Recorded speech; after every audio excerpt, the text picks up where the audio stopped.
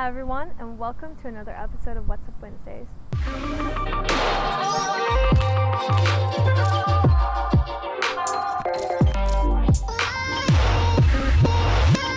Hi everyone, welcome back to another episode of What's Up Wednesdays, a new travel series all about different travel hacks and tips, entrepreneurial advice, and overall motivational advice to get you through your week.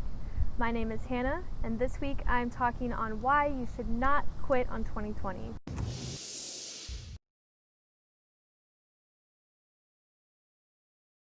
This year has inevitably been very difficult. There's been some curveballs thrown our way that we are not ready for, that we have not been prepared for in advance, and it just keeps dragging on and on. And if we wanted to stack all the bull crap that we've been dealt this year, we could, but I really want to focus this video on why you should not quit on this year and just sit back and wait it out, because there's precious time that we need to take advantage of, and there's opportunities all around if we're willing to look for it. So it's time to get in the game and make sure that you are taking advantage of the rest of this year, and this is why. So the number one reason why you should not quit on 2020 is because we have 4 months left of this year, and that is a lot of time to prepare yourself for what's coming in 2021. So if you caught our video from last week, I told a story about how I got started in the MLM, and because of that stepping stone, I was able to start my own business and learn so many things along the way that I never thought was possible. And all of that happened within a matter of 4 months. So if I had known what was going to happen from starting that MLM, quitting the MLM, getting my money back, getting my business started, getting my business licensed, all those things that happened in a 4-month time period, I would have never known, how to do what I'm doing now. So had I given up on myself when the MLM failed, or had I not even tried to put myself out there and get my business started, 3 years later, I wouldn't be where I am now. And that all happened in just a 4-month time period. So that's the number one reason why you should not quit on 2021, is because we have 4 whole months left, and that is a big chunk of time. So that leads me to my second reason why you shouldn't quit on 2021, because these decisions that you make now to the end of the year are going to change your mindset rolling into the next year. If you think about any sort of New Year's resolution or goal that you set at the beginning of a new year, it always starts on January 1 or around about there. But why start at the beginning of a new year? If you set a 4-month resolution for the end of 2020 and see how far you can get, that mindset is going to carry over into the next year. So the decisions you make now really will impact whether you're going to have a good year next year or not. So regardless of what's happening in the year, it all comes down to you. So for example, if this pandemic and this situation we're in now lasts another year or 2 years, how are you going to prepare yourself for that? Are you going to sit back and kind of let the rest of this year happen, or are you going to take action and make sure that next year is going to be successful for you? So that brings me to my third point of why you should not quit on 2020. 2020 is the hardest year yet that I can remember. Now every year has its curveballs, which is ironic because I'm wearing my Royal shirt. But every single year, there's things we can stack up that we could get down about, that we could be negative about, and stack against ourselves. We could pull every little negative thing that has happened in the last 5 years and say, this is why I haven't gotten where I want to go, or this is why I haven't accomplished my goals. But in the end, it all comes down to you. So don't quit on 2020 just because it's difficult. Use this as a year to show how resilient you are, to show how much you went through just to get through the year, and all the other things that you overcame to get to 2021. Use this year as a starting point for starting your new venture, or starting that new passion project you've been wanting to do, to start new habits that carry over month to month to build you up and make you the best possible version of yourself. Use this year as the stepping stone for all the best years to come in the future.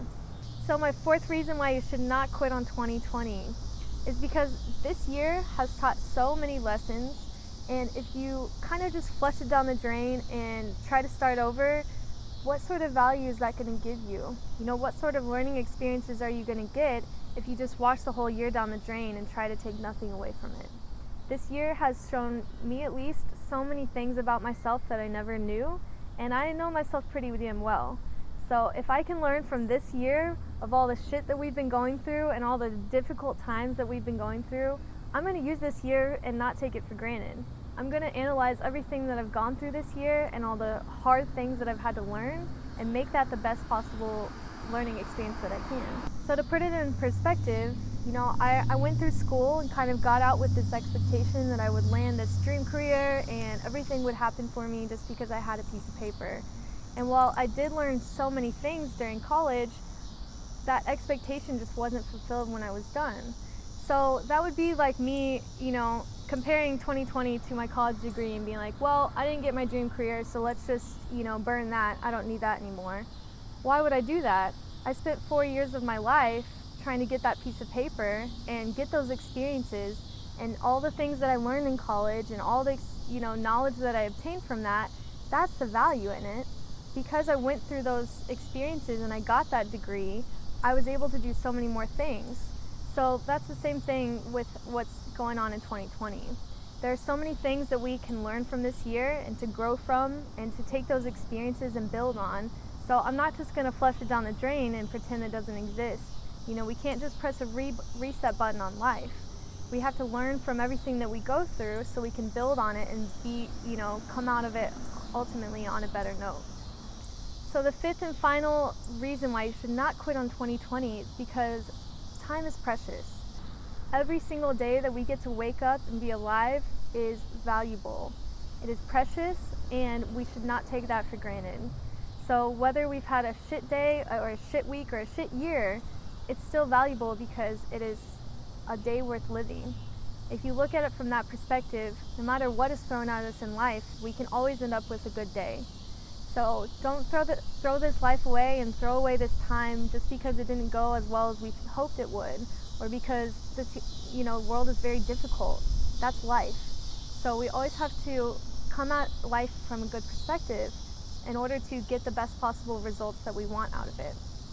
I would never want to take any single day for granted because we don't know how much time we have left. So I'm going to run with the rest of this year and keep building on those habits that I've been working on this whole year, and everything that I've started before this, I'm just going to keep perfecting it and working at it, because every single day that I wake up is a day that I get another chance to be the best version of myself and to build on a better future for myself. So think of it that way and try to consider all the positive things we can pull from this year. We were able, at least for my family, we were able to connect in so much of a closer way because we didn't get to physically be with each other, at least not very often. We were able to virtually chat more, and we were able to spend quality time with our family in our house and be able to do new activities we didn't have time for before. So I was able to meet some very special people that I wouldn't have met if certain circumstances didn't happen. I was able to budget properly because I didn't have as many funds as I was used to. Kind of think about your 4-month projections from September to December of this year. How are you going to utilize those 4 precious months of the rest of this year and make it the best it possibly can so you can start off 2021 on a positive note? Take advantage of every day that you can, and however your time is being spent is going to determine the decisions you make next. So just carefully consider, how you're using your time now and what you want to get out of this year. If you haven't met your resolutions yet, or if there's some things that you wanted to work on but it just didn't happen yet, 4 whole months is a lot of time to make things happen. So that's what I would suggest for the rest of this year, is to make it the best that you can be. Try to think of all the positive things that have happened this year and what can be learned from this year so it can help you to grow and be the best version of yourself next year. So thank you all so much for tuning in. If you caught our video last week, I gave a little bit of a preview of what is coming next for Alt Perspective Travel and Beyond Lit Productions. We're making a brand new video series all about how to travel the most efficient way possible. We're also going to create a brand new series about how to get started as an entrepreneur. So we're going to be sharing the nitty-gritty on what it takes to start your own business. So if you're ready to put yourself out there and make the rest of this year count and set yourself up for success in next year, be sure to tune into our social channels for when that content will be published. So I hope this video was helpful for you all, and I look forward to all the new content that will be published this year. Thank you all so much for the love and support and for sharing this message out so more people can hear it that might need to hear it. And as always, thank you all so much for tuning in. Bye for now.